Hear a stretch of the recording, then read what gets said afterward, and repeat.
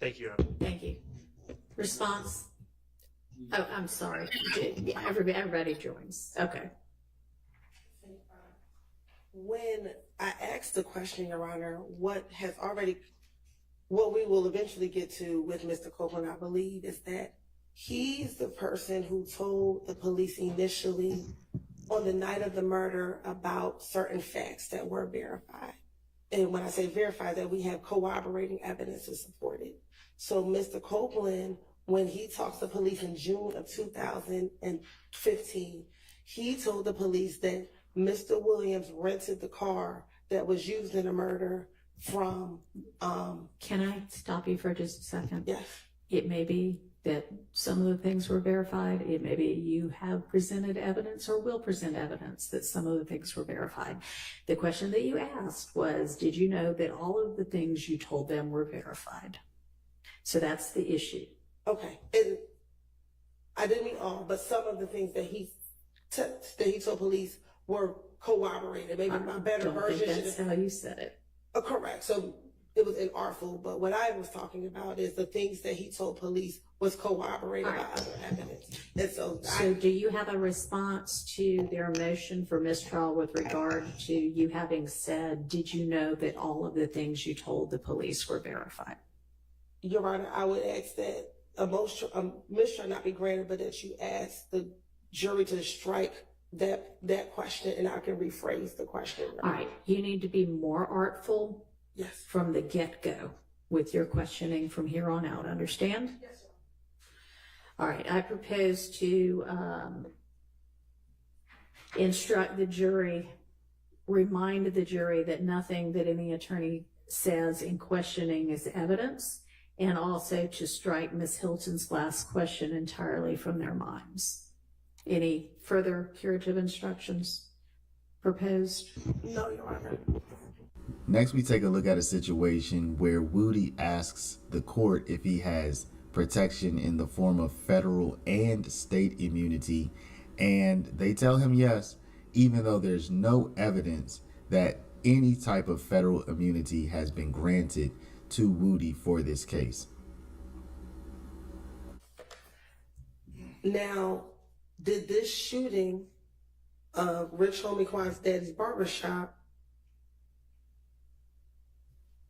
start the beef between If Gang and YSL? The beef was never between If Gang and YSL. Okay. The beef was between me, Threat, and Shell Kell. Rich Homie Quan, because they were Shell Kell was trying to rob Rich Homie Quan. The streets threw YSL into what me and Threat had going on. Well, that takes me back to the shooting at Lakewood, right? Can you repeat that? Sure. You just said that the streets brought YSL into what you and Threat had going on, correct? That's what you just said? Mm-hmm. Is that a yes for the record? Yes, my bad. So going back to the shooting at the gambling house, when you learned that Shell Kell was the one who shot up Thug's vehicle,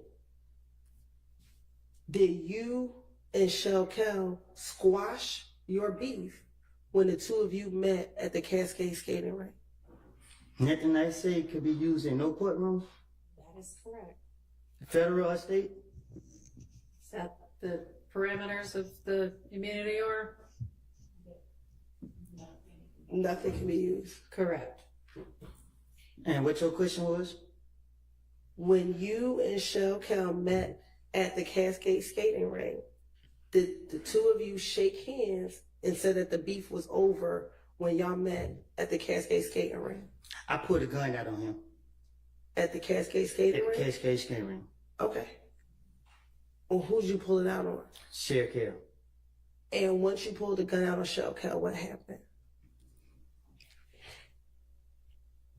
I had somebody with me that I didn't want to get caught up in my bullshit, my shenanigans. Who was with you? I can't recall.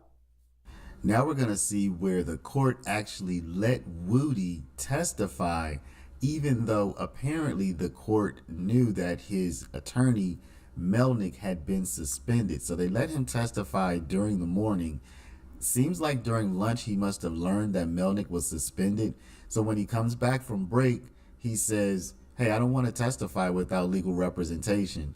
And the court says, "Oh yeah, we knew that." But nobody apparently told him. I have no idea how this could happen. May I speak, Young? I was told that Mr. Melnick been suspended, and I don't want to speak without my attorney. All right. Let me excuse y'all back again. All right, give us just a second. Yeah, that was brought to our attention fairly recently as well. The thing is, he's going to be suspended for 6 months from practicing. It doesn't have anything to do with this case, but do you have another attorney that you want to engage, or would you like for me to find a volunteer, basically? I would like for you to find one.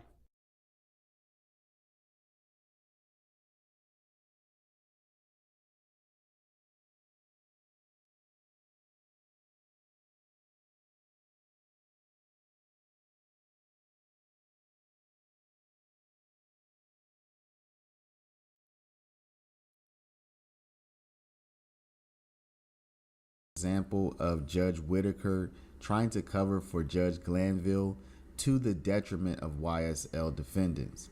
It is clear that Whitaker does not want any questioning relating to Glanville's actions in this case, but as Brian Steele correctly argues, Glanville injected himself in this case when he made statements to Woody to compel him to testify, when he gave him false information about potential sentencing or jail time if he didn't testify, when he said, "We need you to testify," etc., etc. So here Brian Steele brings it up, and we also have a clip where previously Whitaker said that Steele could bring these questions up. Now she circles back around before cross-examination and contradicts herself. Brady, as you said, evidence. Yes, I have it now. But why wasn't I told that? And I want to ask questions. Okay, so Judge Glanville is off the case. That all would go to whether it's appropriate for Judge Glanville to be on this case. That has been taken care of. My understanding of the law is the motivation for any witness to testify is admissible evidence. Right, and you can certainly ask Mr. Copeland about that. And